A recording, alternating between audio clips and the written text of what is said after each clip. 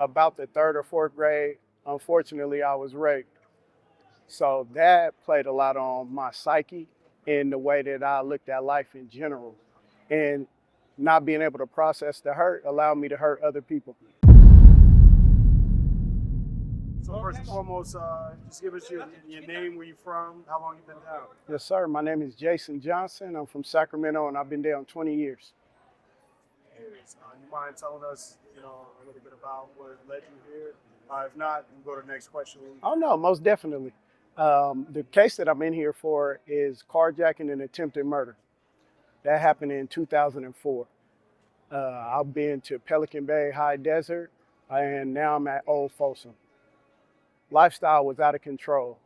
I was dealing with a lot of childhood trauma that was unaddressed, that I didn't know how to compartmentalize or even address to begin with. So I was just confused. And not being able to process the hurt allowed me to hurt other people. So, one of the things I always like to ask is, what's one of your favorite childhood memories? Let's go back. I mean, everybody can identify with being a child. That's Yes, sir. everybody's somebody's child. So, one of the things, what's one of your favorite childhood memories? One of my favorite childhood memories is just playing on the playground. That's the last time I actually, till recently, remember just having a good laugh. All the other times it's fake or, you know what I mean? You're trying to impress somebody, trying to fit in. So that was one of the last times that I actually had an opportunity to be myself until recently. What were some of those games you used to play on the playground? We playing kickball, we playing tackle, we playing everything, smear to queer. So it was just a fun time back then. What age do you think that stopped? Probably around fifth, sixth grade. Prior to that, about the third or fourth grade, unfortunately, I was raped. So that played a lot on my psyche and the way that I looked at life in general. I didn't trust adults. I didn't trust anybody. And it forced me to actually overcompensate for my manhood. And that led to a lot of the situations that I placed myself in. Now, without prying too much, was that culprit? Was that a family member or a close family? It was somebody very close to the family, like a friend.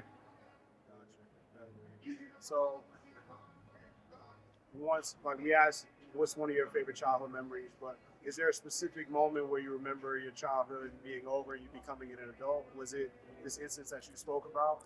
Well, there was multiple incidents, but just being asked to help pay the rent when you're still in elementary school or having a drive-by done on your house.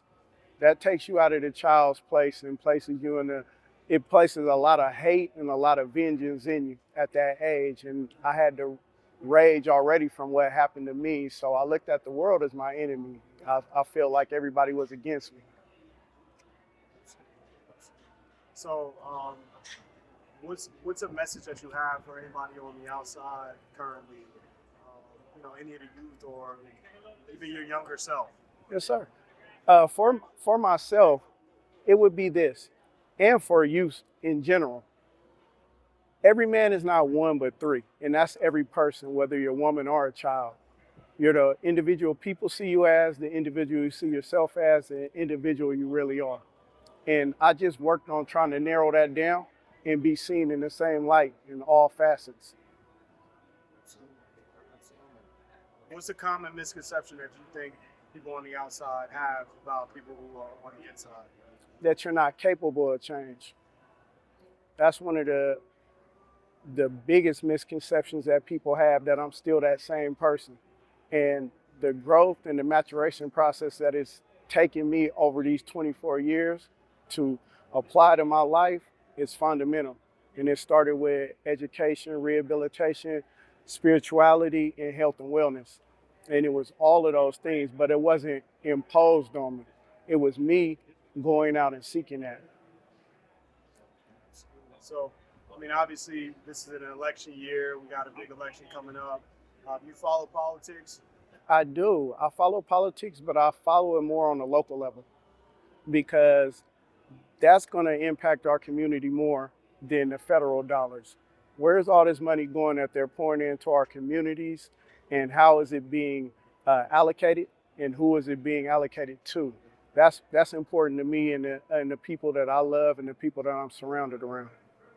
Okay, now, if you don't mind speaking about some people you might endorse or the presidential candidate you might endorse as they relate to your current situation. Hmm. So it's like, what are you endorsing? Why? Actually, for myself, I'm still on the fence. I mean, Trump has given you a lot of reasons not to like him, but Kamala has not given me reasons to like her. So I'm still on the fence. I'm still trying to weigh out who's going to be best for this country right now. And I don't know if that's been answered yet in the debates. Okay. Trying to think. Were you a fan of Frankie Beverly? Big fan of Frankie Beverly, man. Yes, big fan of Frankie Beverly. Southern Girl, uh, Maze, big old school group. Yeah, I love music. I love music. R.I.P. Frankie Beverly, as well as who else just passed away? James Earl Jones. James Earl Jones. Yeah. Yes. Yeah. Absolutely. What's your favorite James Earl Jones film? I'm old school Star Wars. I'm old school Star Wars. He's one of those guys that we thought was immortal. Did you think he would ever? Right. I think he was like 93. Yeah. Right. So I guess one last question, more of like a fun one. If you could get out tomorrow, what's the first concert you would go to? The first concert I would go to would probably be Maria the Scientist. I love her. Yeah. Yeah. Yeah, my niece loves her, so that was my baby, and I haven't connected with her in a long time, and I found that we had that in common. Okay, well, I thank you, bro. Anything else you care to share, or? Yeah, while I'm in here, I'm doing a lot of groups. I'm facilitating a lot of groups, and right now I'm creating curriculum for a lot of those groups. I'm doing a mental health and wellness group that I'm starting. A friend of mine, Karika Bailey, and his partner Christian Watkins have a men's fellowship group where they mentor and just have sit-arounds where men come and talk about their traumas and things that they don't normally get the opportunity to talk about. So I want to start that in here and transition that out to the streets. I'm also starting a victims awareness class with a few other guys in here where we have 2 professors coming in talking about the impact that we have on victims in this, dealing with the forgiveness aspect in regards to first forgive yourself, because you're not going to be able to see anyone else's hurt if you still haven't addressed yours. And that's what I got going on right now. I appreciate this opportunity. I appreciate you, man. Yes, Thank sir. you so much for being vulnerable, Yes, sharing sir. your story. Yes, sir. Thank you. Appreciate Yes, sir. it. Appreciate it.